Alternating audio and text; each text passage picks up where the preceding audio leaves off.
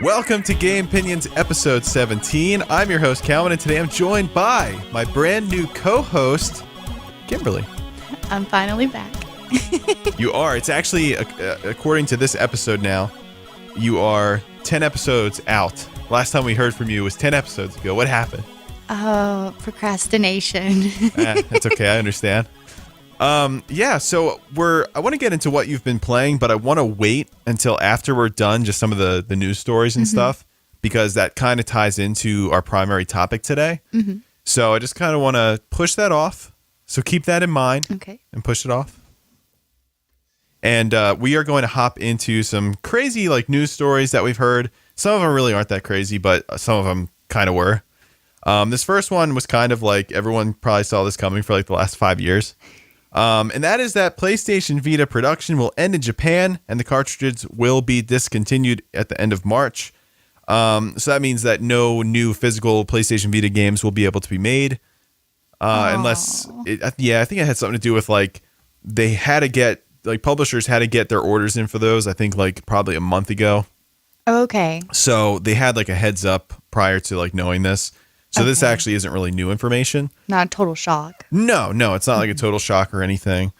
But the production in Japan, that was kind of something that was just going to inevitably be on its way. Vita's been struggling since its release. Yeah, and now with the new handheld Switch and how great it's doing, why have two handhelds when you can have just one? It just makes sense. Oh, yeah. Yeah, so I mean, it kind of had its day coming. So there has been, some people obviously upset with this because Vita kind of is a cult classic in a way.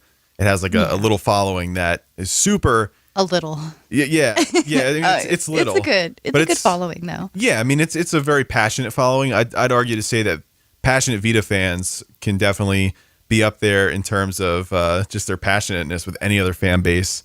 There's just a really strong, smaller following that follows that system pretty much everywhere it goes. So it's sad to see it go because it had so much potential, and I feel like Sony kind of never really supported the system the way they should have. I'm not really sure why. There's a lot of things that can probably be attributed to its downfall, or its really never failure to launch in a way. Proprietary memory cards. There was no SD cards. It was PlayStation proprietary memory cards that were super expensive, even for the lower gigabyte tiers.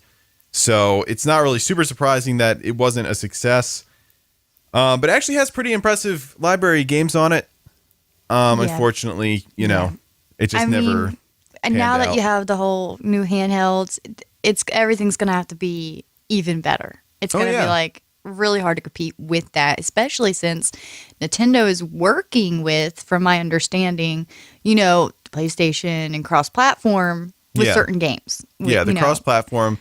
We actually never went back and revisited that topic. That's something we'll have to revisit. Touch on eventually, because I would like to get together some examples and so on and so forth. Yeah. There's actually something that came out where Sony, obviously they played nice with Rocket League, and they played nice with Fortnite.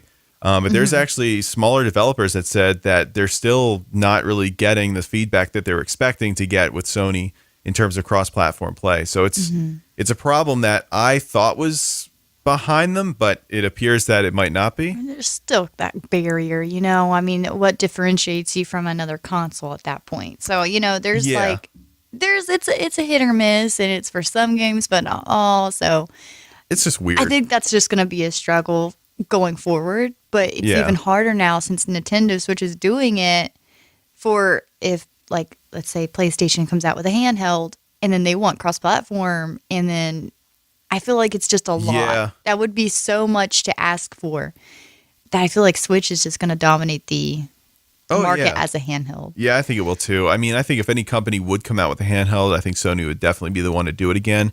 But I think that right now they're focused on PlayStation VR. They're that's doing very well, has a really strong library of games, and they're focusing in on the final year probably of PlayStation 4 and then moving on to PlayStation 5. Consoles. Yeah, and I mean there's a possibility it could be kind of like a hybrid type thing with that.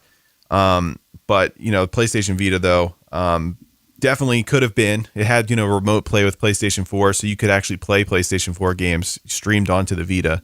So it had some integration there. It was just kind of like an afterthought, though, and it's a shame because it could have been a crucial part. I said this in a previous episode, but it could have been a crucial part of their ecosystem, but it just never really got to that point. So I actually had some tweets. We're doing the Twitter topic of the day thing a little bit differently. At least we're trying this out. This is a beta test, so cross your fingers that it works out. We're gonna read some tweets here about the PlayStation Vita's unfortunate demise here. And this is from Straw Hat 715 on Twitter. He says, "Rest in peace, PS Vita. I've always thought you were the best handheld ever created, but Sony screwed you over because of those memory cards and high launch price. You deserved better than what you got."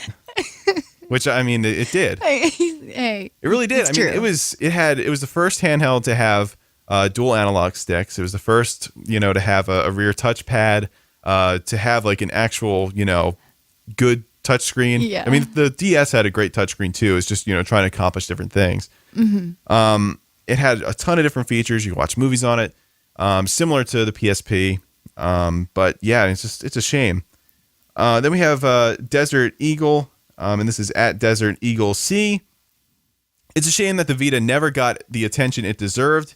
It had very innovative mechanics with the rear touchpad, being a spare controller, augmented reality, touchscreen, front and back cameras, etc. It's sad it never got strong support. Rest in peace, PS Vita. Thanks for the memories. Hashtag PS Vita." Oh, so sad. Yeah, I mean, it has a really strong fan base. It really does. I don't know if this will be the end, though. I feel like they might try it. They might try a reamp, of maybe not necessarily the same thing, but a very well upgraded version. I mean, maybe so. Yeah. Something's going to have to compete with a handheld Switch eventually. I think that there has to be somebody to test that water, test those waters again. And I feel like, once again, I mean, Sony kind of already has an audience there. Yep. And if they didn't mess up this thing so bad, and if they could have supported this a lot better than they did, I think we're looking at a completely different situation. This also competed head to head with the 3DS. 3DS is still on the market. It hasn't been discontinued. That's probably going to be occurring next.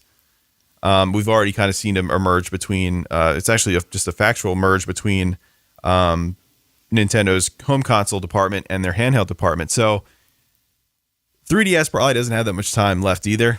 But that's kind of, I think that Nintendo would actually replace the 3DS, as weird as that might seem. So I think, we'll probably see another maybe as Nintendo. a cheaper alternative. You never know. I mean, Yeah, like a Switch Mini or something. That's kind of the way people think that they're going to kind of accommodate that. But we're also seeing, smaller games on the Switch, like the new Yoshi game, Yoshi's Crafted World, that's coming out. We're also seeing the new Legend of Zelda game, remake of Link's Awakening.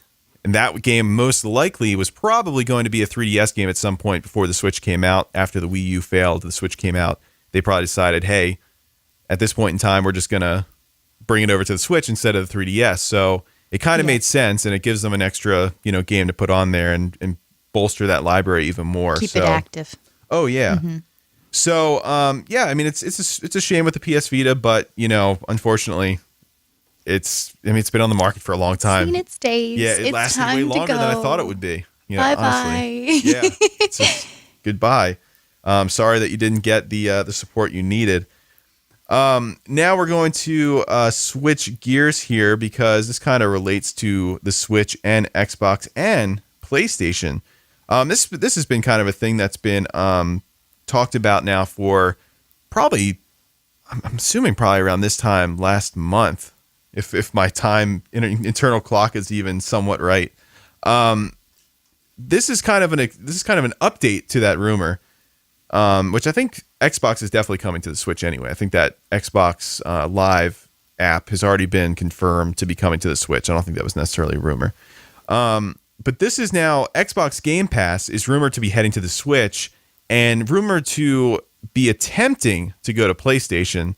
Which is not going to happen. I can tell you right now. No, I don't think they ever will. No, PlayStation will never allow Xbox anything to go on their platform. No. Because we just talked about their cross-platform play. They're having a hard time accepting that.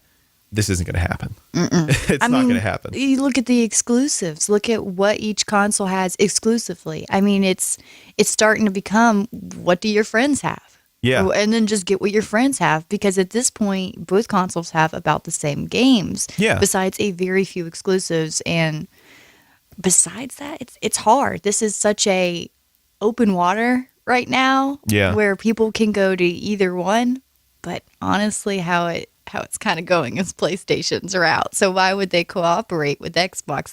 I feel like Xbox personally has a lot of game to catch up on. And I think hopefully why they're collaborating is to try to make up for kind of what they did to their fan base. So yeah, I mean, I think they're trying to expand. I think they're going to try to prioritize software sales over hardware sales. And the way to do this, if you can hook people in that have other systems into a subscription-based program for your content, I mean, that's not really necessarily a bad business practice, especially if they can make this newer system cheaper. So they're not going to lose out if they don't sell a ton of them. So they can kind of win in a different way. And this is kind of neat that I'm reading this from. It's a French website called I don't even know how to pronounce this. I think it's called Jeux Video, and it's French. I'm pretty sure that's how you pronounce it. JUEX Video. I think I nailed that. Which cites multiple inside sources that Microsoft is getting ready to release an Xbox app on the Nintendo Switch and also bring Gamepass to the system via its new streaming technology, xCloud. Microsoft is apparently also going to be publishing some of its first-party titles directly on to the Switch as native ports. These games that are rumored would be from franchises like Gears of War, Forza, and of course, Halo. Natively on the Nintendo Switch, not through Game Pass. Nintendo and Microsoft are very buddy-buddy right now. They have great relationships. They are working together. I mean, the Switch could potentially become an Xbox portable, right? It could potentially become that. And Microsoft seems like they want it. Phil Spencer is a huge Nintendo fan. We talked about this in a previous episode. So there's a lot of things that are kind of aligning here, and this is still just a rumor, but it seems like what has occurred around this kind of gives this some weight and something to actually think about as a possibility that this could actually happen. And it would be revolutionary. I mean, we've never seen this happen before between two systems. You know what would be interesting, too, is how they would manage the online gameplay for such as Halo or Gears of War. I mean, who would get the money for the online? You know, you'd have to pay for your online subscription. Yeah. Kind of like getting Xbox Online. So is there going to be a sub, where you have to log into your Xbox account, and that's how they can get you to get Xbox Online if you wish to play those games online. Does that make any sense? Yeah, it makes sense. So I'm interested to see if that does happen, how that would pan out. But I don't know how that would go, to be honest. I don't know. More people would probably get Switch since they can hook it up to their, their television sets and then just get the online, which therefore, why would you need an Xbox? I know. Yeah, that's why it's kind of confusing. And sorry to interrupt. what's that? For the interface for the party system, that's something that Switch is actually needing, is a good party system. And I always have preferred the Xbox's interface, at least. There's not any more of like a difference per se with PlayStation or Xbox in their party systems. But I feel like they've always been very good, Xbox has, with the simplicity that any age and any kid can understand how to use and operate it. Yeah. So maybe they're collaborating in other ways like that too. Yeah. Possibly. I mean, yeah, I understand what you mean. That is kind of weird, and I think it's just it's such a gray area because we have never seen this before. Like how the subscription base would work. Would Nintendo adapt Xbox Live? Would Microsoft come in there and be like, "Hey, let's overhaul your online, give you all these features. You can connect, like make these platforms intertwined in terms of how their online connectivity works."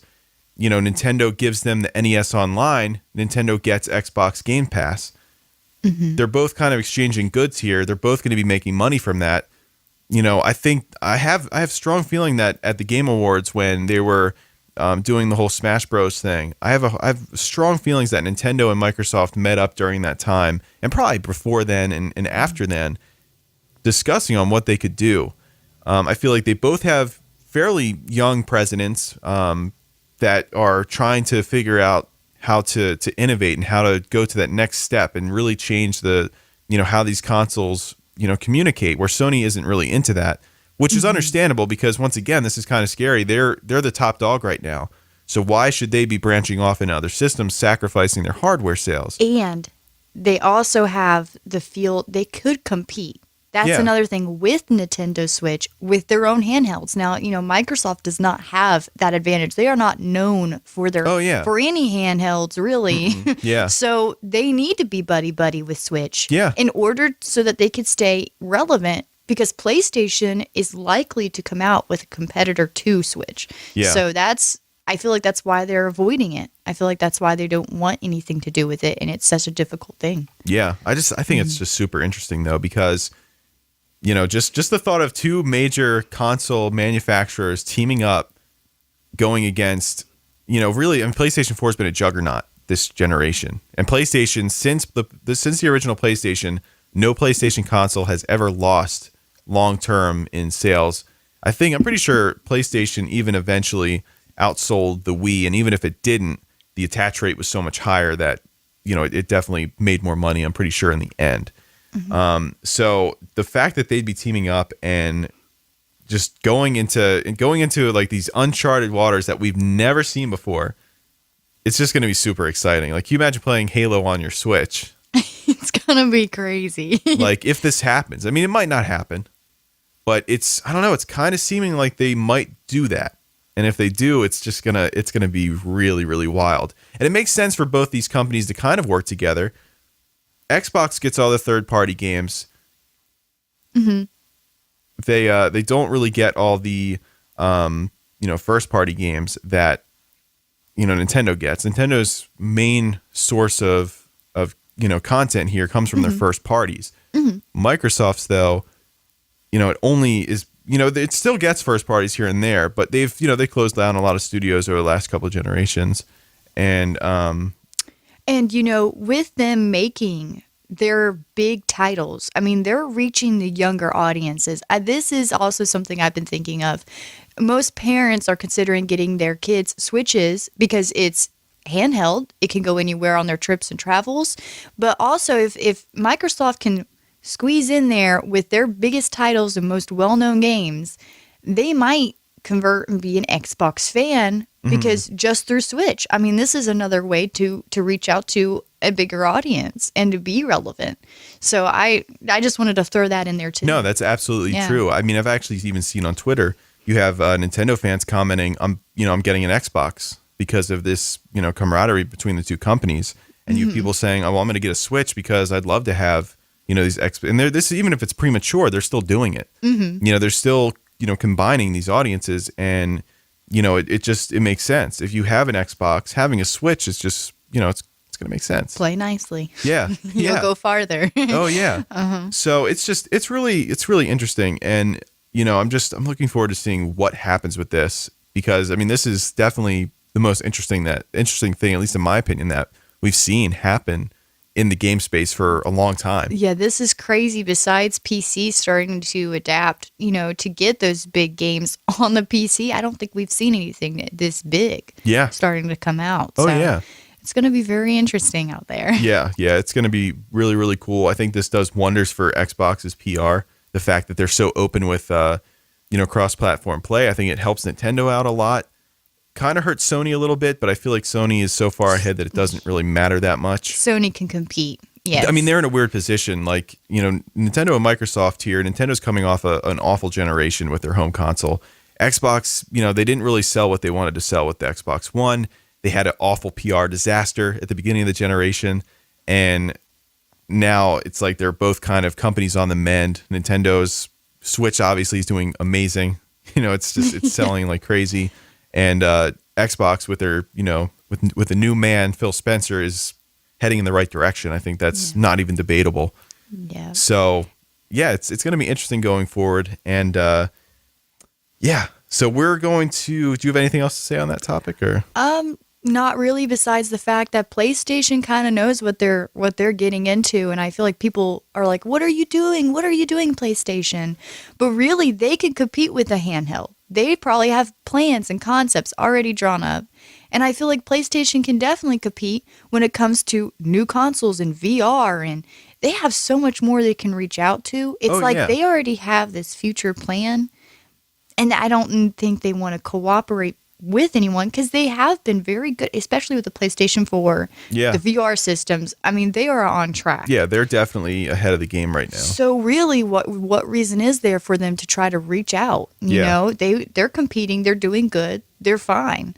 It's really Xbox and the fact that they're trying to reach out and be more collaborative and be more cooperative with other companies to try to help out what I feel like they, fix their mistakes they've made. Oh yeah, I think they're with really their fan doing good. base. Yeah, with a few things that they've said to their fan base, with their console, with their exclusives. Like maybe they're trying something new and refreshing and trying to get themselves on a future track. So. Yeah. I mean, I agree. I mean, they're exploring different avenues that right now Sony doesn't really have like a real reason to do it. I do think that their whole cross-platform play stance though was definitely not good for their PR. But like I said before, they're so far ahead. They know what they're doing. They have a ton of exclusive games, brand new exclusives that came out this for this generation. They're well set going into next generation. Yeah. But if they get too cocky, who knows what'll happen. So yeah. That's what I'm curious about. I just feel like when you have companies that are coming off of failures, or I wouldn't say Xbox One was necessarily a failure. Not completely. It's just I feel like they've said things they shouldn't have, or they've done things maybe they shouldn't have. Yeah, Don Matrick definitely set that console off on the wrong foot. But I think that when you're hungry as like a company and you're looking for the next big thing. And you're putting all your chips, in the center of the table. I just think that is, it's really cool to see what that will cause them to do, and just seeing a collaboration between two major companies. Because it benefits us, the consumers, us who are buying those things, us who can finally connect with other people on a different console, which this is why it hurts PlayStation. It does. They're thinking like a business for themselves and for profits and for their money and future designs and concepts and so on. Yeah. But they're not thinking about us, and that gets scary because if you don't think about your consumer and what they want, there's only so many times you can ignore them before you make a mistake, and then your fans start to dissipate. So that's what's scary. I'm hoping that doesn't happen, but I know that they probably are going to have some great products that we can't resist anyway. Oh, I'm sure. Yeah, I'm definitely sure. So this next piece of news, Reggie Fils-Aimé retiring from Nintendo after 15 years, 13 years of being the Nintendo of America president. This is really sad. I mean, like I feel great for him because, he's getting a well-deserved retirement. But, this guy, he's really the face of Nintendo, especially after Satoru Iwata unfortunately passed away. This guy, everybody loved Reggie. He was like super memeable. I know that I follow Nintendo a lot more closely than you do, so you probably don't really know of him that much. You've probably seen his face. I can't say his last name. Yeah, it took me a long time. Many videos watching.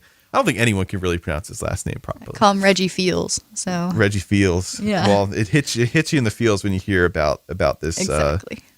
But it's crazy, he came in, I think he was hired like at the end of 2003, that doesn't sound right. At the end of 2003.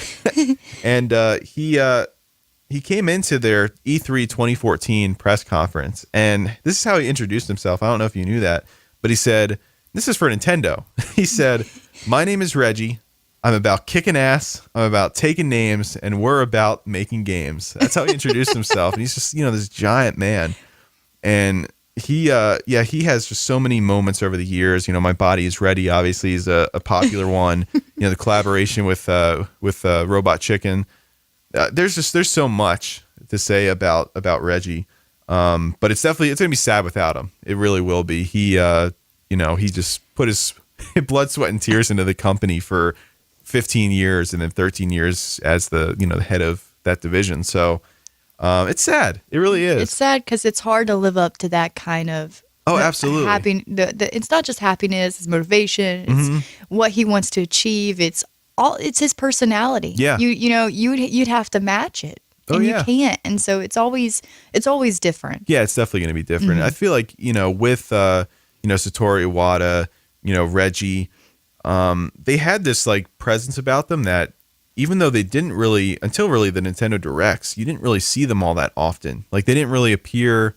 They didn't make a ton of public appearances. They just, kind of, were there at the E3 press conferences, and you'd see them like here and there in other events.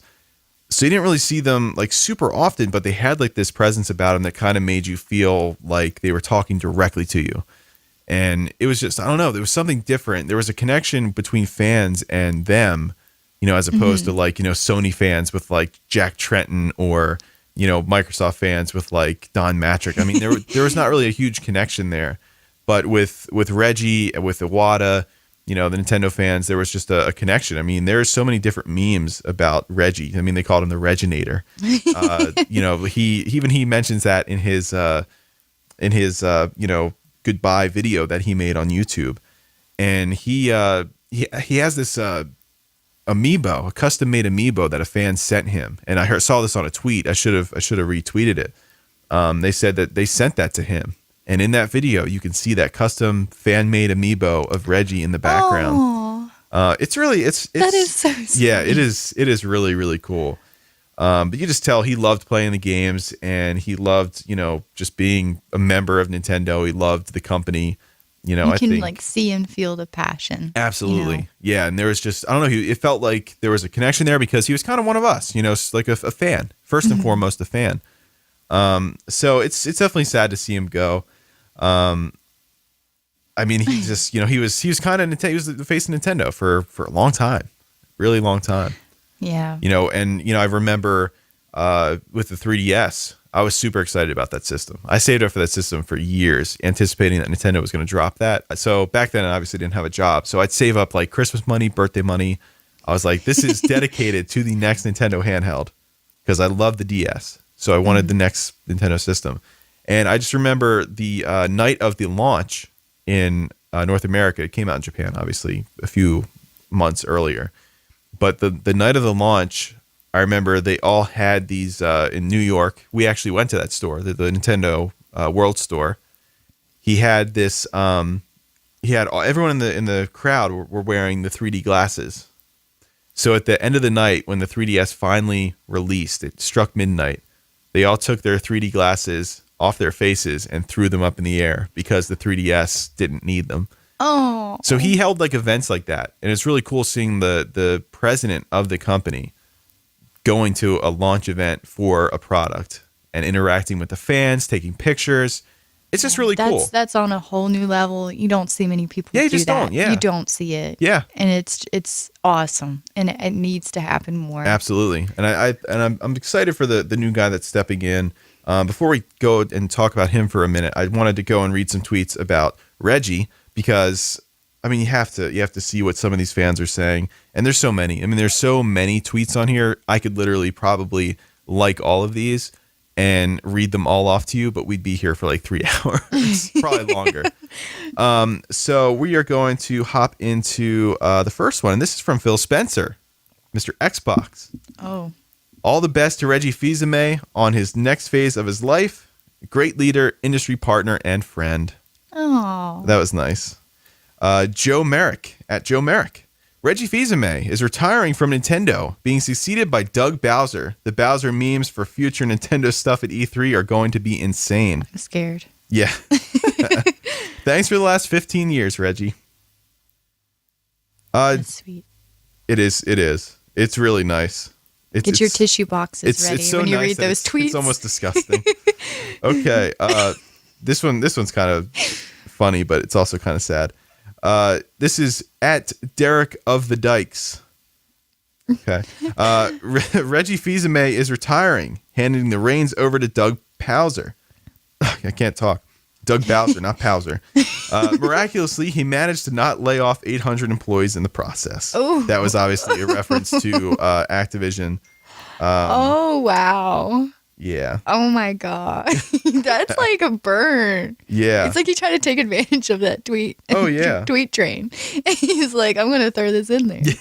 But it's so sad seeing those tweets. Like, it's funny. Oh, it's yeah. great. Like, you're like, you go on to a new level of appreciation, but then you want to cry a little bit with some tissues next to you. It's definitely depressing, and yeah, I might go cry after this podcast. But oh, that's such a lie. He'll sniffle. Yeah, I'll sniffle a little bit. This one is at One Magical Ivory. Just heard about Reggie Fils-Aimé retiring from Nintendo of America, and I'm really going to miss him. I can't imagine Nintendo E3 presentations. Every time I see presentations, I'm just like, press conference. Automatic. A PowerPoint press conference? It's just weird. I can't imagine Nintendo E3 presentations and such without this man. Thank you for a wonderful 15 years filled with iconic moments, Reggie, and wishing you and your family all the best. That was one of his reasons for retiring. He wanted to spend more time with his family. So, wow. You know, when you're running a major company like that, your work is basically your life. Yeah, you don't get much time with your family, and I could see how that's, that's really, he wants to spend more time. And that was really nice to include that in the tweet too, because, to wish his best for his family. Yeah, and I'm sure he probably sees a lot of these things, even if they're not tweeted directly at him. I'm sure that, Are you kidding me? We're all the same. We want to go on there and see what people are saying. Oh, absolutely. He won't admit it, but, he goes on there. I'm sure he does. I'm sure he's curious what people think his legacy at that company will be. Or someone tells him about it, too. Yeah. Yeah, I think it would be cool if somebody just gathered up all these and sent it to him in the mail as individual letters. That would be cool. He gets all these notifications. Ryan, this is at Ryan Raichu 661. Can't believe Reggie Fils-Aimé. I messed it up. See? I've been saying it right all day. I'm sorry, it's me. You're tainting me. I'm sorry. I can't believe Reggie Fils-Aimé is retiring. My body isn't ready. And he shows a picture of a cat. Oh. Doesn't really seem super related, but hey, anytime you can throw a cat in there, I guess. My body isn't ready. My body isn't ready. We have one more. This is from Commonwealth Realm at. Okay, I just lost it. Oh, well, there it goes. No, it's just at Common Realm. Reggie Fils-Aimé, together with Satoru Iwata, brought Nintendo of America into the second golden age with Tatsumi Kimishima and Shuntaro Furukawa. Good job. Thank you. I'm pretty sure I still pronounced it wrong. Pronounced it wrong. I can't even pronounce that. He brought Nintendo into its third golden age. Thank you, Reggie, and good luck. Can't wait to see what at the true Bowser will bring us. I figured that'd be a good one to end it, because now we can talk a little bit about Doug Bowser. Mm-hmm. Like, what a perfect name. I know. To take over. I know. A little bit scary. It's kind of crazy. I know he worked at Electronic Arts. He did. He did work at Electronic Arts. He was responsible for the marketing there. So he would go out to the retailers, make sure these games are being advertised. And, he was there for, I think, 8 years. Pretty sure that's how it was. Yeah, 8 years. And he was there for a while. And it's actually pretty impressive. Because, if he was kind of related to their sales numbers, the sales numbers at EA during that time period, pretty astounding. He did pretty good. Yeah, he did a really good job with marketing over there. Absolutely. Which, by the way, does not mean he was the person who said, let's get all the here's a lot of money for some extra add-ons or downloads, or that probably was not what he specialized in. He doesn't specialize in that. He's more of like an advertiser for their products or for the company themselves. So marketing is definitely different from what we obviously don't like about certain aspects about EA. Yeah, see, he seemed like he was definitely more on the business side, not like the business side of how much money can we make from putting these, different, features in the game, like microtransactions, DLC. Yeah, that's he what was more of a marketing person with retailers. At least that's what I understand it to be. And that's what he actually did. He came over to Nintendo in 2015 And so he wasn't here for the Wii U launch. He wasn't there. He wasn't part of that team. Probably could have used him after how poorly that yeah. Maybe he would have been like, hey, this is a stupid name for this console, but it wasn't there. Throw out his opinions, Yeah. But he was actually, he was one of the reasons why I think the Switch was such, a heavily marketed product. He would go to, these retailers, GameStop, Best Buy, Target, Walmart, and make sure that the Switch was front and center. That's why we saw all those different kiosks. If you go to Target and stuff like that, there's not just one Nintendo Switch setup there. You have the handheld setup, and then later down the aisle, you have where the controllers are disconnected and you can play it on the big screen. He has, and I'm pretty sure he probably had something to do with that. Getting this into the hands of the consumers, making sure there's those big, nice cardboard cutouts of like Mario and this guy's good because if you remember, everyone knows the Switch commercial, and I'm sure he had a heavy hand something in that. Yeah. In that, I'm sure he did. Someone did, and whoever did a great job because they sold it to parents, they sold it to everybody. They had kids playing it. They showed them being, moving around the vehicles and just. They can just focus on that one little game console, and they were happy. It gave them, an age range. It gave them so much more of an audience. And it was such a not an annoying commercial. It was a well-made commercial. The sounds were nice, and then the clicking. Oh yeah, is so that is market excellence. Oh yes, definitely market excellence. Shows exactly how the system works. And as soon as you hear that snap, you know what that is. Yeah. I mean, that's like training a dog at that point. Like, we know what that click means, So if there's another Switch commercial and you hear that click from the kitchen, that's a Switch commercial. Yeah. So absolutely. They definitely did a very good job. I'm sure he had something to do with that. Had his hand somehow in there. Yeah, I'm sure. Because I think marketing and advertising kind of, it might be different divisions, but I'm sure somewhere along the line, he contributed to that. Mm-hmm. I'm actually kind of curious. We should. I want to definitely research that to see if he did anything about that, because that was excellent, and I feel like that's what got out. You know, that's definitely how the console was distributed. You know? Had a really big hand. I want to know if he was behind that commercial or not, because if he wasn't, they have a really good marketing team, and it's about to get better. And I think we definitely have to research that. I'm glad you brought that up. Mm-hmm. Upset in a way that I didn't think of that myself, but we'll update that in a later episode. But okay. I just wanted to go ahead and just read what he wrote on his Twitter account. And he said, "Thanks everyone for your warm messages as I look ahead to this new adventure. I have learned so much from Reggie. His love and passion for Nintendo, along with yours, will never be far from my mind." Yeah, I hope not. Yeah, hopefully not. But I mean, he apparently was a big Nintendo fan growing up. He loved the Nintendo games, and he's probably a big NES player and all that. So, it's nice to see a fan go in there. I think he's a little bit younger than Reggie. I'm still concerned about. It's one thing to be in marketing. It's another thing to make the decisions. Oh yeah. And so it is kind of like, I hope you do good, but I hope you never know how it goes. Some people just aren't meant to cross from that kind of department to that position.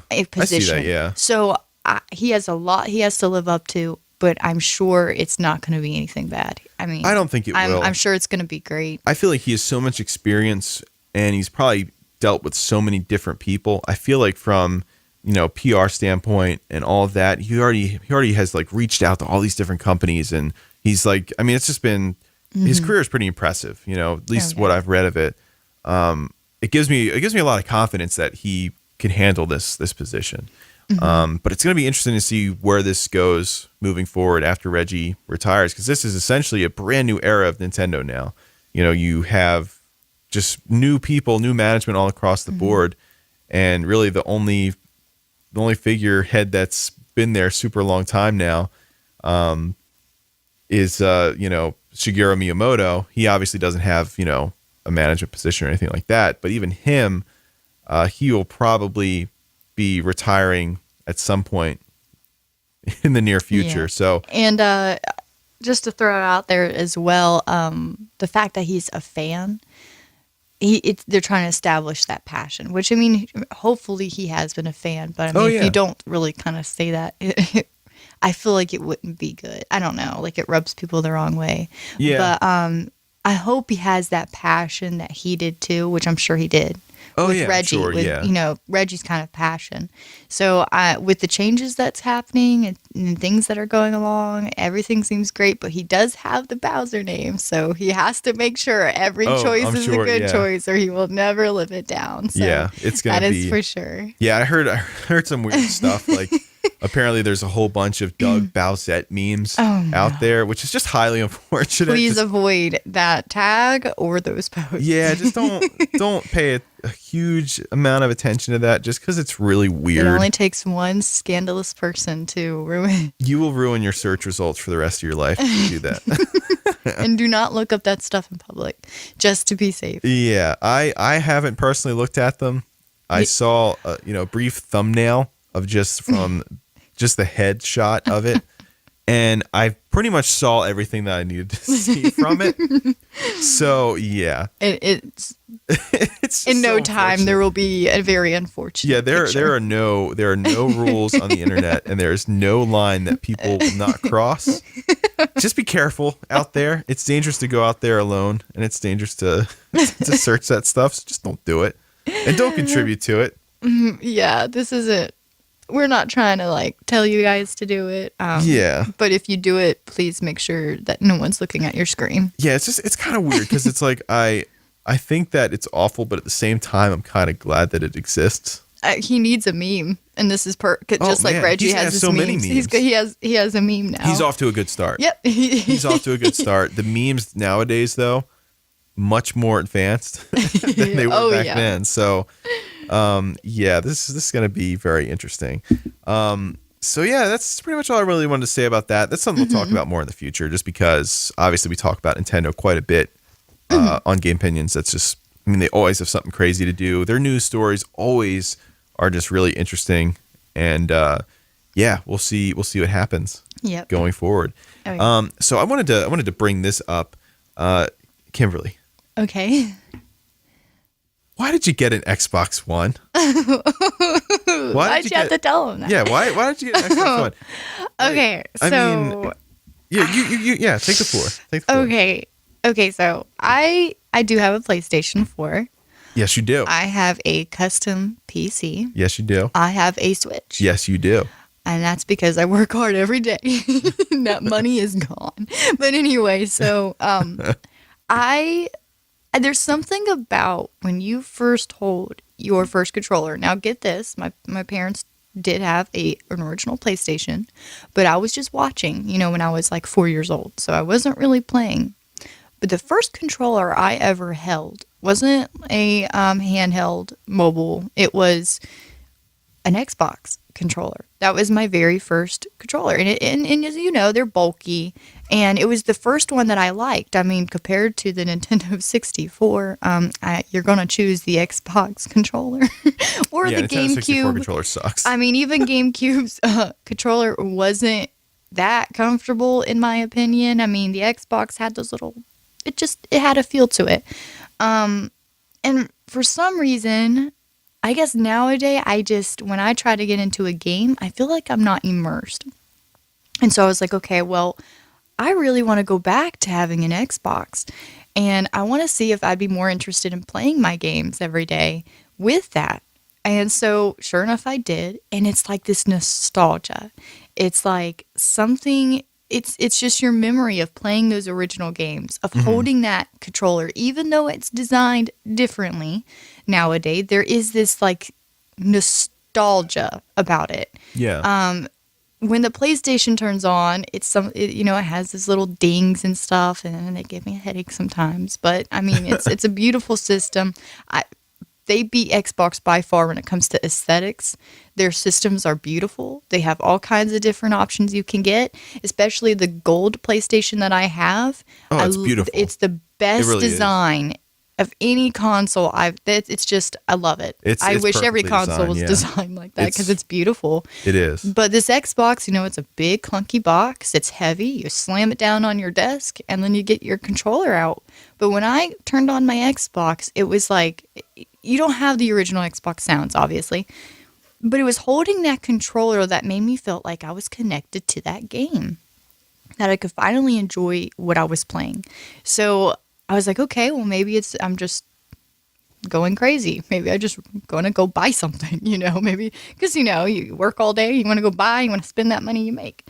So I went home and I sat down for a while and I played some of the games like the original Halo games. Once again, there's the nostalgia. I remember playing it. Oh, the controls, the way the analog sticks are positioned in a way that one is farther, I think, positioned farther north, right? Or maybe I'm wrong. What do you mean? Isn't the left analog stick a little higher than the right one? Just a tad. I feel like it is. Maybe I'm crazy. It is, isn't it? When you have like the Xbox, your controller, you have they're staggered. They're diagonal. Okay, they're staggered. That's exactly. Okay, so knowing that it's weird because I'm used to the D-pad being right below it. It's just the way the controller's designed that I can remember, that I like, that I am comfortable with. But when I went to the PlayStation, adjusting to that, it was very hard for me to play shooter games or to play games and get used to viewing and looking around. It was very difficult. So anyway, I don't want to go into detail, but it's the nostalgia of it. It was the nostalgia of playing the game with that controller that you remember, which leads me into the fact that if you grew up playing an Xbox or a PlayStation, you might be more than likely to go back to that system just because of your nostalgic memories, if that makes any sense. Oh yeah, and I've actually always said that I think that hardware kind of transcends. I think the passion for gaming transcends just the software. It transcends, that whole entire thing because you also have a passion for the hardware that you are playing on and the operating systems. And there's a certain way that, the whole entire package kind of, ties in. Sure, you can use an Xbox One controller on a PC. You can use a PS4 controller on a PC. But the systems offer a certain experience that, differs. Mm-hmm. Like the interface, just going on there and knowing you have like an Xbox account, it's like something you already learned when you were little. So like, I already know that. I'm going to go back to doing that.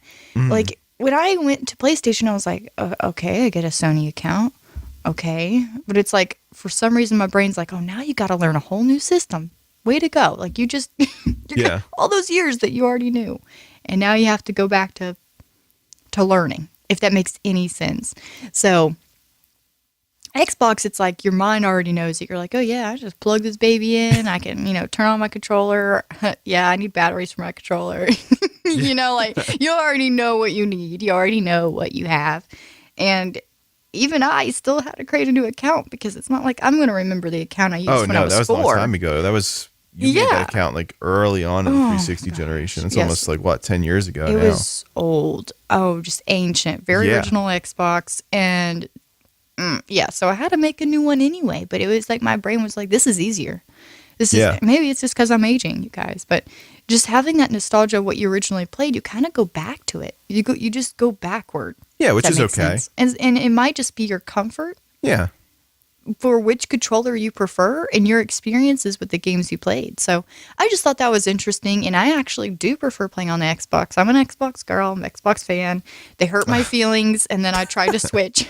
I tried to dump the Xbox and then go to PlayStation, but I never got the same experience, if that makes any sense. I mean, I think it's interesting. I think that it's also important to note that you're not necessarily leaving PlayStation, you're not necessarily leaving Switch, but you're going to have them in harmony with your Xbox. Obviously, you're going to do most of your gaming on Xbox, but you'll play certain games on PlayStation, you'll play certain games on Switch.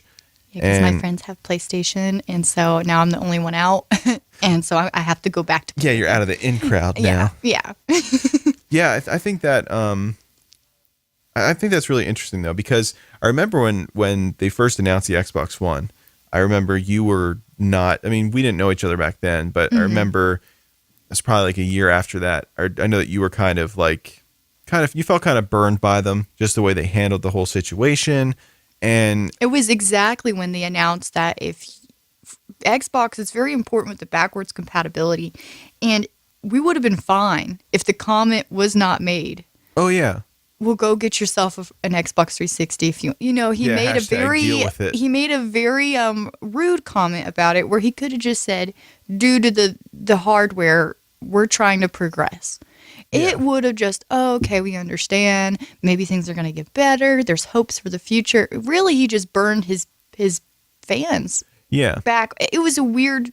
It was very strange. That he sent. If they could have definitely gotten away with doing the whole DRM thing and the no used games things. I feel like they could have gotten away with it if they presented it differently. Yes. The way they presented it was so poor. Snarky, very like, if you're not on board, then you're not one of us. It wasn't like they cared, if that made any sense. And I know each person has their own perspective of what happened during that presentation, but I did not like it. I didn't want to support something that I felt like, oh, yeah, I'm just a consumer. You don't care about my opinion. And we're going to do it. Like, I get it. You're a business. Yeah. We already know the nitty gritty. Just lie to our face and act like you care. How really, hard is that to do? I feel like they definitely could have got away with it. I mean, Steam, you can't really resell a Steam game once you download it. No. They've gotten away with that for years. Mm-hmm. So it's not really a new concept. Mm-hmm. It's really just the way they kind of threw it in your face, and I don't know, it was just like weird. Spat in your face and you want to still call them your friend. It's like, wait a minute, if you just didn't spit in my face, you could still hate me secretly. Yeah. But and I think it was hilarious because that really set the tone for the entire generation. That gave Sony, who was going, I believe, the night after, a blueprint on what not to do. I think Sony had the same plans to do the exact same thing. Yeah. They had the plan. They said, Microsoft's going to do this first. Let's see what they do. And if they don't, we'll put plan B into action. And it completely bombed. And then Sony came out and just utterly destroyed what they did. So that's why I was kind of surprised when you're talking about going back to Xbox, because during that time period when we used to talk about this, I was like, oh, you're done with them. Like, it's like you broke up. You like a really bad breakup when you're like really upset. You're like, man, I supported you since I was a little girl. And now you're going back to your abuser.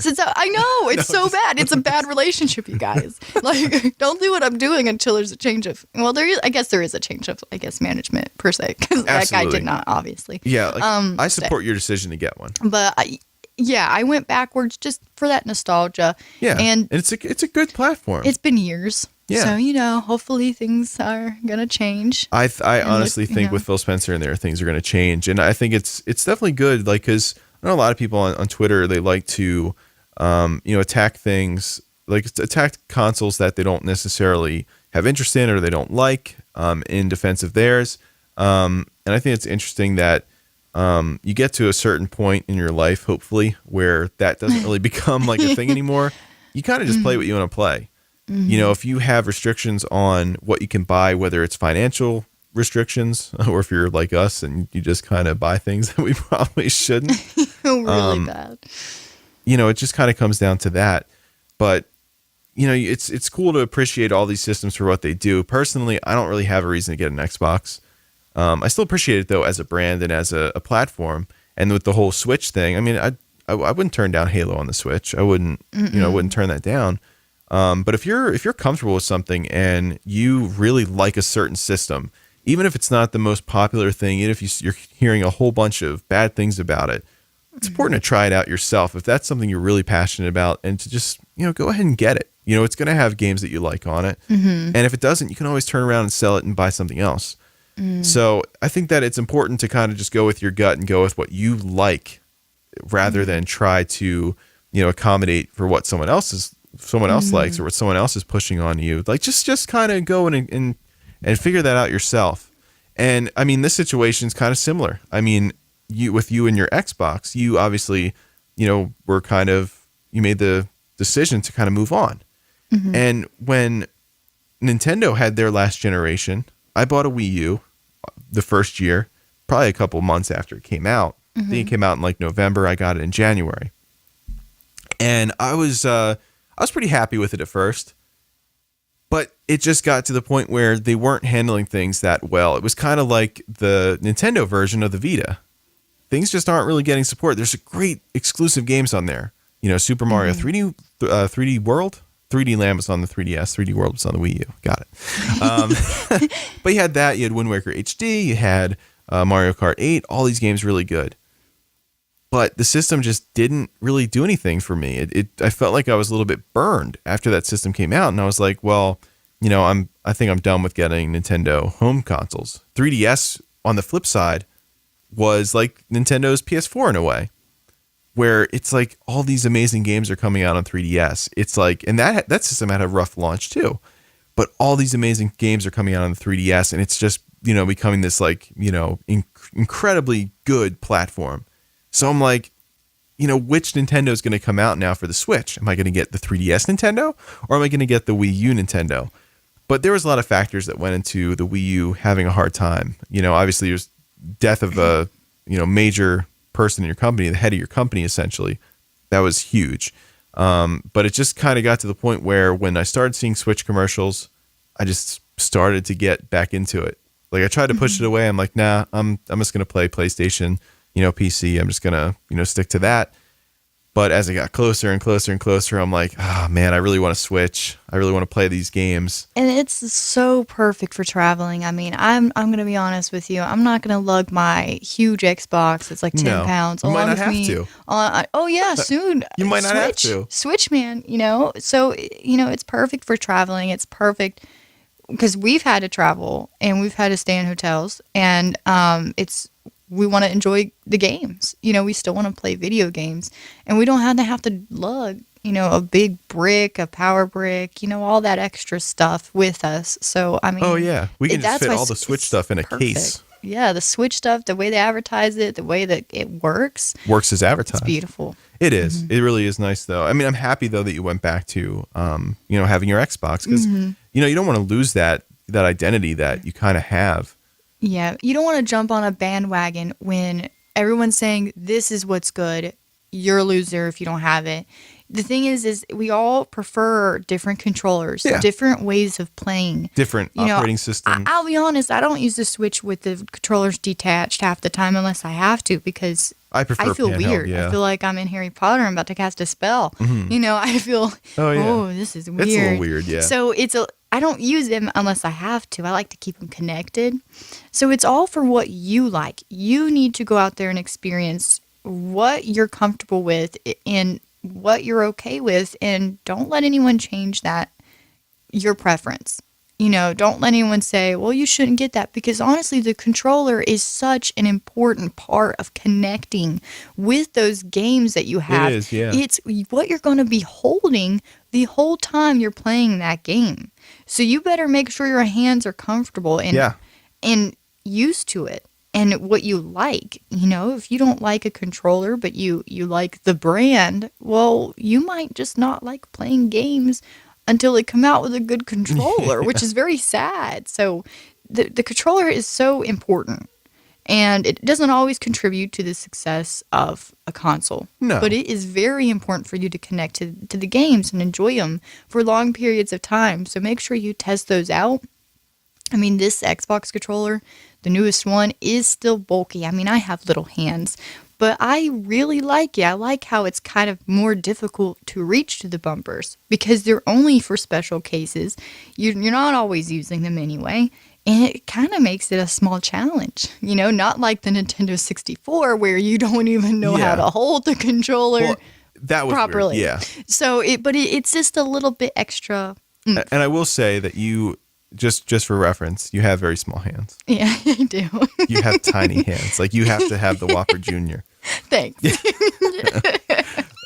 So that also kind of adds to the challenge. I mean, I don't really have a big problem with the Xbox One controller. I don't. The only thing I don't like is that it uses AA still. It does. And charge it. I know. It does make the controller a little heavier too, but that honestly doesn't really factor in after a couple hours. I don't notice that weight. Yeah, so, it's not a huge deal. You can always just get rechargeable AA's. Once they stop selling batteries, maybe then they'll be concerned. But I don't think that's going to end anytime soon. Yeah, that's interesting though. That is really interesting. So, what games are you playing on there?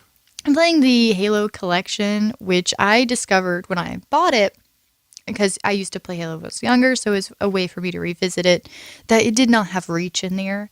And I did look up to see why Reach wasn't in there, and even 343 stated that is something they are looking into. So I doubt they're just going to abandon it, but I feel like they are trying to possibly update it, or there's some issues with like maybe getting the engine onto that kind of collection, because I think 3 uses the same engine as the others. I think Reach has a separate engine. So maybe they're having difficulties including it. Okay. But Reach is I loved Reach's multiplayer more than the other games, and I was looking forward to it being in there, but I bought it thinking it was, and it wasn't, which was kind of disappointing. But the rest of the games are good too. But apparently they are looking into that. They're looking into adding it. I'm not sure if they will live up to it or do it, but it is what it is. And I still feel like the collection is very good and it's very fun. I like the cool loading screen. It has a snow-covered warthog right now. I'm not sure if they'll change that eventually. So yeah, because we actually, I posted on Instagram, we were playing that for a little while. And we played the Halo one weekend. We went and played all the Halo games. We sat down and just like played them for like who knows how many hours. Because I never played them prior to that. That was a couple years ago. And we were playing this last weekend. And it was really fun, actually. More so than I remember it being in terms of like controls and all that. There's a real sense of, and I guess because I've probably played some more shooters after playing that game, but seeing it updated and all that, there's a real sense of like power behind the weapons you're using. Like when you hit something, it feels like you're actually hitting them. You know what I mean? There's like a weight. Yeah, there's like some, it's like the weapons kind of have like their own, I'm trying to think of the right word here. But it's really cool. Like it's just, there's like something about it. It just feels a lot different than a lot of the other shooters that I've been playing. So it's like almost like, the bullets have like real force behind them, or the power, power beams or whatever they call them, the plasma stuff. I don't know. It's really cool. It has like this really unique feel to it, even after all these years. So I was having a blast at that. We definitely have to continue playing that because that was a lot of fun. Yeah, we started playing it again on Legendary, so we'll see how far we can get with that. Yeah. It was fun though. It was fun. It was a lot of fun. It was nice. I didn't think it was like super majorly difficult. No. I died most of the times. But no, and I feel like after Dark Souls, we're so used to death, it doesn't even matter. Yeah, after that whole debacle. Yeah. So now we're like, what's the big deal? We'll respawn. Yeah. I mean, we'll just go hide in a hallway somewhere, and I'll pop right back up. Yeah. So yeah, KD, it's cool though. KD ratio, that doesn't matter anymore when you get older. Yeah, we're gonna just chug through it. Yeah, just push. Recreational gamers right here. Yeah. Sometimes competitive, but not all the time. Yeah, we're not trying to win any championships here. We're just trying to make it from point A to point B. Yeah. If we die in the meantime, we'll be lucky to complete the game. The amount of time we have left in the day. So. Oh, I know. Yeah, our schedules are crazy. What other games are you playing? I'm actually went back to getting the Skyrim special edition, which I have Skyrim on everything, and I should not, but I did. You love Elder Scrolls. I have problems. So yeah, I love Elder Scrolls. I've always been a fan.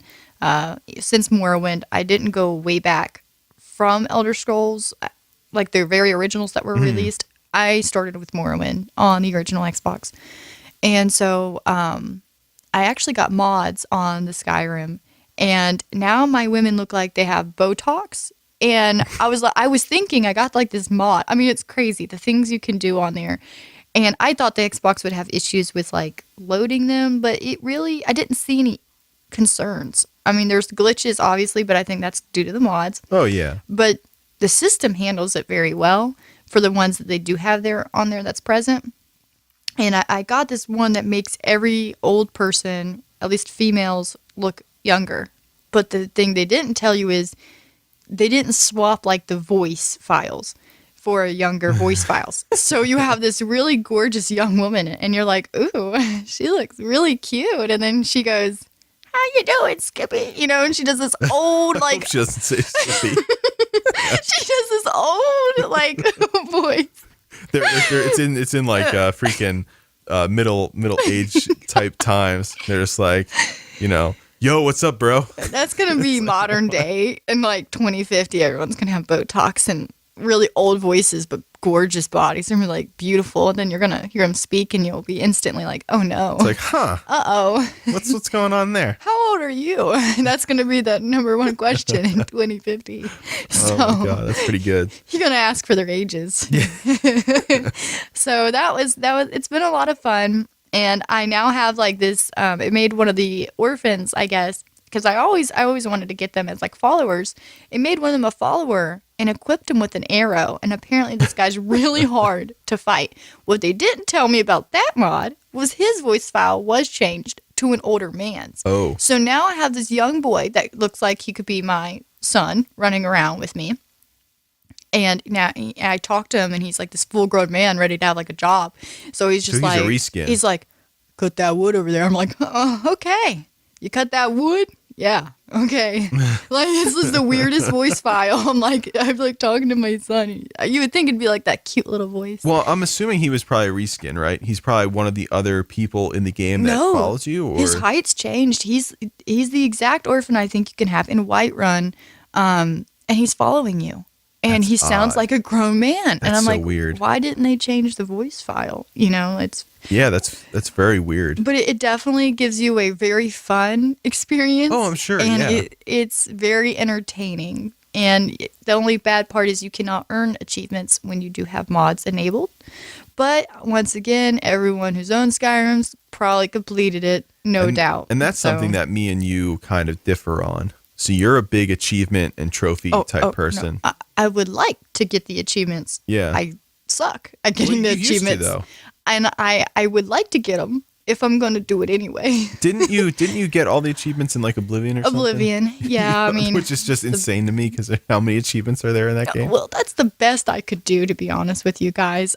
My older brother is like this super go-getter when it comes to the achievements, and I've always wanted to be like that. But at the same time, I'm like, I'm tired. I want to go play like Gears of War or this other game. Yeah, that's the thing with me. Like when I beat a game, like that's it. Like I'm on. I'm on, moving on from it, doing something else. I don't want to sit there and get all these trophies. Like and learn to hate the game in different ways. Yeah. You know, like because then you get aggravated. It's just crazy. Like getting like platinum trophies in PlayStation games. I just never have attempted it. I actually haven't even gotten it in Spider-Man, and that game. You just beat all the side missions and you're done. So I mean, that's a lot to do in Spider-Man 2 even. Well, with that game, you just have to 100% the game and you get the platinum. Get okay. Yeah, so you just have to get all the side missions done, the main story, and you're platinum. And y'all, if you got all the Halo achievements, you're some sort of extra god that I don't know about because it's ridiculously hard, some of those achievements to get. And to add on to that, apparently some of them are locked. Now, I don't know how 100% the true that is, but because now it's in the Halo collection, there are certain achievements, like, for example, Reach. You got to go separately to go get Reach if you want all of the Halo series. But there's apparently, like, this different language version. And only on that version can you get that achievement. So I guess if you were hunting every single one of them down, that's possible for all Halo series, you wouldn't be able to get it all. You'd have to get like this new console or something crazy. It was just crazy, you guys. But I can't. I will never probably 100% my achievements, but I'll try to get them if I think I can. Yeah, I just don't have the patience for it. I mean, it's too much. It's like I barely have enough time to complete a game. You know, let alone complete a game. Oh, you know, it's just too much. It's way too much. And by that time, like my interest is usually on something else. With how many games come out and how big my backlog is. I don't have time. I honestly just don't have time to do it. Yeah. When you're an adult and you have a full-time job, you'll be lucky if you have time to like to do it, to breathe. Get dinner. That's when you choose fast food. And then you feel bad because you chose fast food. And then you get to go home contemplating your decisions. Then you got to take a bath and you got to clean. And then you're like, okay, I'm going to sit down and play games. It's 3 a.m. and you got to do it all over again. And you're like, uh-oh, what did I do? It's too much. Yeah, it's too much. It's a lot, you know. You definitely have to make room for it when you're older and really try to jump in there and make it easily accessible. You know, you start learning, okay, I got to get it set up. So as soon as I get home, I could just jump on for like 30 minutes or an hour. until the weekends, and then. Yeah, the weekends you can just dedicate disappear. to, unless you work like me. Oh yeah, sorry. It's okay. I used to have to work, at least some overtime when I was doing payroll, but I'm so glad those days are over. Man. Well, I also saw you playing a hunting game on your Xbox. What's the deal with that? I never even thought people actually play those games, but they have to because there's so many of them. Yeah. They have to sell really well. Actually, this is interesting because me and my little brother used to always want to get and play hunting games. I think we came across one we really liked. I can't remember. But I was like, I'm going to get this hunting game. It's with the Xbox Gamepass. It's available. I honestly do not remember the name. I'm so sorry. But it is the funnest game I've played with hunting because I'm sure you guys could see it. It's available. I think it's the only one on Xbox. Yeah. It's on Game Pass currently, so definitely check out that. I'm sure there's other ones on Xbox, but it's the only one on Game Pass. This one is pretty awesome. It has to be the only one on Game Pass because I was looking for others too, and I don't think I found any. I think this is the only one. Okay. So definitely look for that, but it's pretty fun. You start off, it doesn't tell you how to do things. It doesn't have this tutorial, so you get to kind of learn, kind of like back in the old day, what each button does. And it might be frustrating for some people, but it wasn't very frustrating for me. I learned out how to use the little camera and functionalities and different guns and stuff. But you can hunt deer and bears, and it's a really beautiful game, and it has several different places or parks that you can hunt, and they're pretty big. And it even comes with missions that kind of just pop up naturally. You'll get a phone call from I guess this park ranger guy who's trying to help you out, the hunting's good in certain areas, you could go to lookouts, but he'll give you this mission Billy's camp just got turned over. We don't know if it was this bear or if it was another jerk, was it a human? Another jerk hunting, and went over there and did that to him.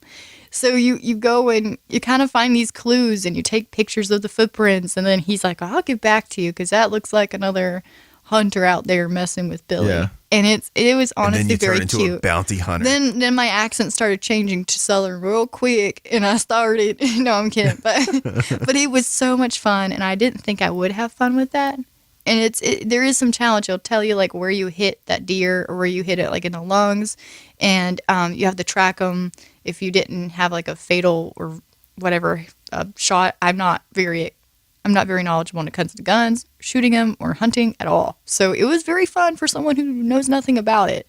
And I really got into it. I was like, look at me, I'm running around. Yeah, I killed that deer. I killed that deer. Did you see? Then you feel bad a little bit, Nothing but it's a digital deer. Some fresh venison. Yeah, so you get to go do that, and you get little trophies, and you're like, oh, look what I did. And it's all digital. It's not actually if you're killed the animal. Killing, if you're sensitive to that. If you're sensitive to that, the good part is it's digital. So I mean, it yeah, it's like playing Monster Hunter, even though these animals are cute.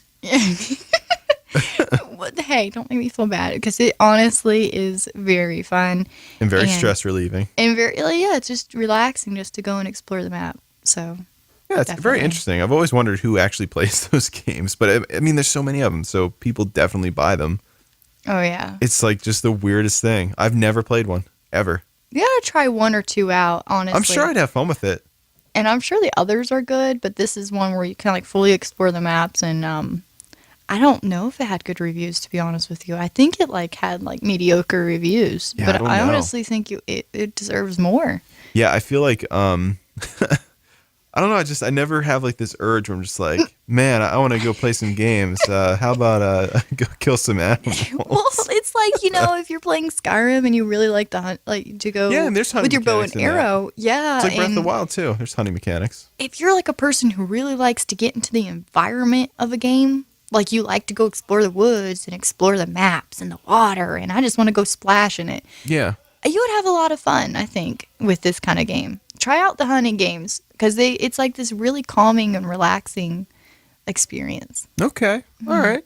Very interesting. So I think that's all the games that you have, but yeah, we do have plans to play some on the YouTube channel, and we'll play some games together and play some separate. I think, did you want to announce your first game? Because I mean, this is in many ways your first time being a permanent member, right? I mean, this is your first time. Yeah. So, what games are you planning for the channel? So I plan on tackling Mass Effect. Here we go. And Andromeda. Did I do it right? Yeah. Okay, I kept calling it Andromeda. And he's like, that is not how you say it. Yeah, please don't say that. And so, but I was a huge Mass Effect fan of the series. Was. Yeah, I've heard very bad reviews of Andromeda. I've actually played about 15 minutes, maybe to 30 of it at my parents' house with my little brother. And honestly, the animations are... there's something special. They are entertaining. The character, I got to meet some of the members, and I did not feel like we were as well connected as the other games kind of get you that character development. So this is going to be very interesting. I'm going to try to make my person more normal, especially with the jawline, because let me tell you, if you get that jawline messed up and that chin, it's over. I mean, you have this character that is giving like this really rude face the whole game, and it's really deformed looking. So I wish they had some better presets, definitely. So I'm going to probably take a couple hours in customization to make something normal for you guys. And I'm probably going to add, I'm not going to do a face cam, but I will definitely be doing my voice commentary. And it's going to be fun. I'm going to be able to share that with you guys. Yeah, and maybe I'll hop in for some like dual commentary or something at some point. Yeah, we'll have things like that sprinkled through. Yeah, so that's going to be my very first game, my very first playthrough. So I'm excited. I'm not a master. I probably will miss things while I'm playing. I'm just doing it naturally and enjoying the game as I go. So that's going to be really cool. Definitely happy to have you on the channel and the podcast. Obviously, I'll still have my singular podcast that I do throughout the week, one or two. But we definitely want to try to utilize some of these weekends to kind of, catch up and have a show because I'd really like to get you, on the show more often. So we're definitely going to make a really strong effort to do just that. And it's exciting. It's really exciting. So, you'll definitely be hearing a lot of Kimberly if you are following the game. Yeah. Yay. Yay. I'm super, super pumped up about that. We're going to be rocking and rolling. Yeah. So do you have a Twitter handle or anything that you want to drop in? I do. I have Meowthsy, which is very hard, I guess, to say. Basically, I combined two Pokemon, which is, we're not Pokemon, but like their names. So Meowth for, Meowth. And then Meowsy, who is like his little love. Like he loves. I just kind of combine them. Yeah. Yeah. Anyway, so you spell it MEOWTHZIE. Okay, and we'll have a link in the description. We'll have a link. Yeah, I didn't even think about that. So you can find me on there. I'm a little no one. So hi. Hey, me say too. What's up? And I will say hi back. I'm gonna give you a little GIF or emoji or something. So yeah. All right.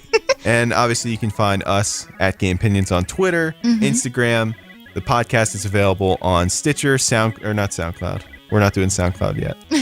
But it's available on Stitcher, Apple Podcasts, Google Podcasts, Spotify, and I think it's on CastBox too, which I'm not super familiar with, but I Google searched it the other day, and apparently I'm on there. So go figure. Oh, wow. So yeah, and of course you can always find us here on YouTube as well. The dark web. Hopefully not. No, maybe. That's scary. It might. I don't know. But yeah, that's gonna wrap it up for us today, though. So make sure you guys leave us some feedback. Any review feedback is crucial to the success of Gamepinions, and it's really kind of gives us some kind of barometer to kind of go off of what to improve on. So hope you guys have a great day, and I'll see you guys in the next episode. Bye.